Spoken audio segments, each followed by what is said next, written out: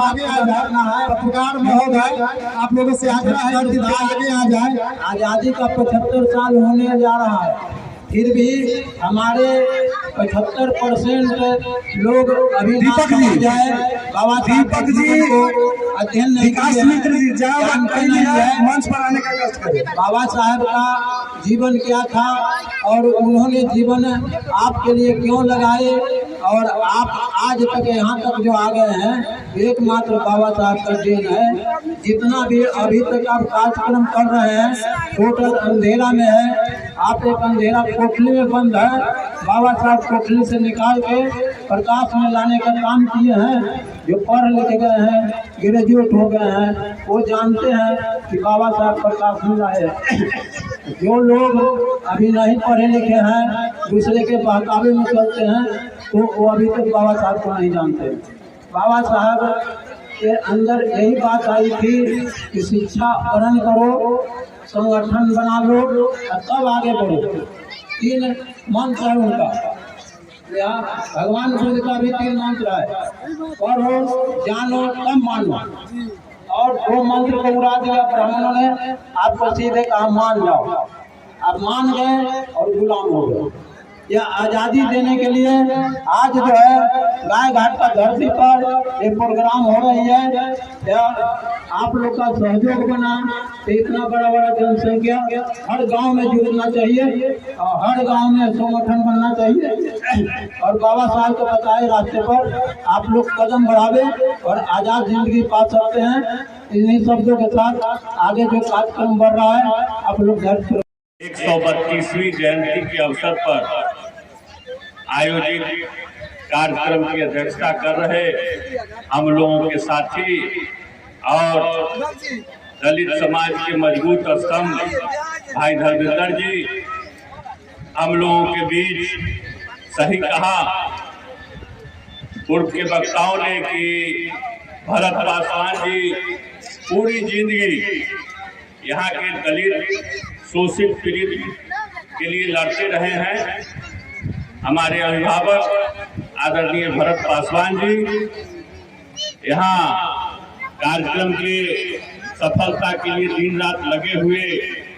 मैठी पंचायत समिति भाई हरेंद्र राम जी हम लोगों के बीच कटरा से चल करके आए, दलितों के नेता हम लोगों के अभिभावक श्याम बिहारी राम जी हम लोगों के बीच उपस्थित हमारे पिताजी के साथी रहे, सामाजिक न्याय के योद्धा पूर्व सरपंच आदरणीय राजेंद्र शाह जी, हम लोगों के बीच पंचायत समिति राम बाबू यादव जी, हम लोगों के साथी दलितों के नेता खुदाई से आने वाले पूर्व पंचायत समिति सदस्य विद्यानंद पासवान जी और सभी दलित समाज के प्रबुद्ध साथीगण और हमारी माताएं बहनें, आज बाबा साहब की 132वीं जयंती है। ये बहुत पावन दिन है। ये जो संविधान के महत्व को समझता है उसके लिए आज का दिन बहुत पावन दिन है, बहुत पवित्र दिन है और उससे भी अधिक गौरव का दिन है जब आज बाबा साहब की जयंती मनाने के लिए हमारे जो चेतनाशील लोग हैं, हमारी माताएं बहनें बड़ी संख्या में आज गाय घाट में बिना किसी के बुलावे पर स्वयं चल करके आई हैं। यह बताता है कि बाबा साहब का जो विचार है, बाबा साहब का जो सिद्धांत है वो आम लोगों तक पहुंच चुका है। अब बाबा साहब का विचार सिर्फ किताबों में ही सीमित हुआ नहीं है, वो आम लोगों तक पहुंच चुका है।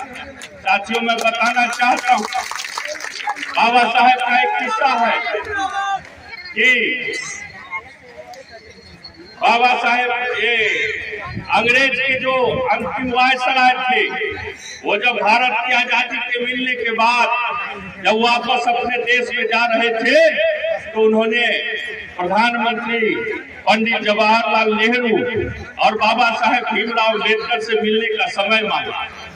तो प्रधानमंत्री जी से मिलने का समय 8 बजे रात्रि में मिल गया था। जब वायसराय साहब वहां पहुंचे तो मालूम हुआ कि प्रधानमंत्री जी सो रहे हैं। तो उन्होंने इंतजार किया बहुत देर तक। जब प्रधानमंत्री जी नहीं आए तो प्रधानमंत्री जी के लोगों ने कहा कि अब कल मिलेंगे, आज प्रधानमंत्री जी बहुत थके हुए हैं। तब वो चले बाबा साहब से मिलने के लिए और बाबा साहब के दरवाजे पर जब 12 बजे रात में पहुंचे तो उन्होंने देखा कि बाबा साहब अपने आवासीय परिसर में टहल रहे थे और उनका इंतजार कर रहे थे।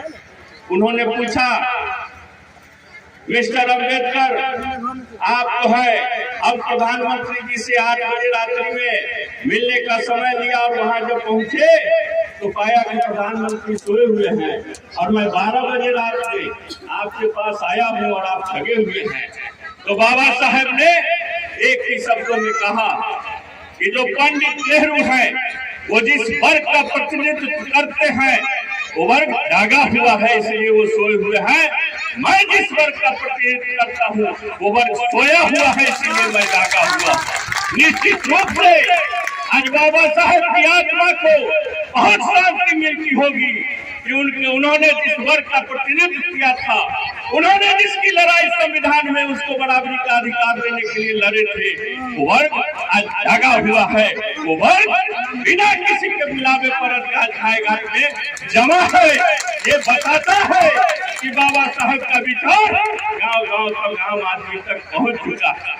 साथियों, आज देश की परिस्थिति बहुत बदली हुई है। आज देश के लोग बाबा साहेब के संविधान को बदलने की तैयारी कर रहे हैं।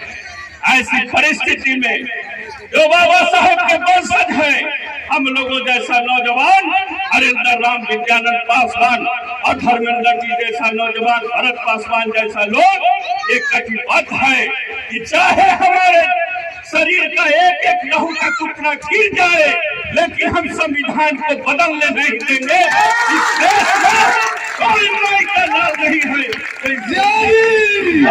बदलने की ताकत रखता है। इसलिए आज तो लंबा चौड़ा भाषण करना नहीं है, हम लोग बाबा साहेब को श्रद्धांजलि देने के लिए आए हैं। मैं 2-3 बात आपको बताना चाहूंगा कि बाबा साहेब का सपना तभी पूरा हो सकता है जब हम 3-4 गो संकल्प, 4 संकल्प कम से कम ले ले कि हम खुद पढ़ेंगे और अपने बच्चों को पढ़ाएंगे। ये पहला संकल्प है। और दूसरा संकल्प है कि हम न खुद पिएंगे, हम न खुद शराब पिएंगे, हम न खुद नशा का सेवन करेंगे, न अपने बच्चों को नशा का सेवन करने देंगे। तीसरा संकल्प है कि चाहे कोई भी परिस्थिति हो, चाहे कितना बड़ा धन्ना से पैसा लेकर के आ जाए, न खुद हम अपना वोट बेचेंगे, न किसी को वोट बेचने देंगे। ये 3 संकल्प है। और चौथा संकल्प है कि हम संप्रदाय के आधार पर, जात के आधार पर और जो जय श्री राम बोल करके आ जाते हैं वोट लेने के लिए, हम किसी भी कीमत पर ऐसे लोगों को अपना वोट नहीं देंगे। जो हमारे हक की बात करेगा, जो हमारे अधिकार की बात करेगा, हमारा वोट उसी को जाएगा। तभी निश्चित रूप से बाबा साहब का जो सपना है वो पूरा होगा। अगर हमारे इस संकल्प से आप लोग सहमत हैं तो हाथ उठा करके समर्थन करिए। इन्हीं चंद शब्दों के साथ मैं अपनी बात को समाप्त करता हूँ। जय भीम, जय भारत।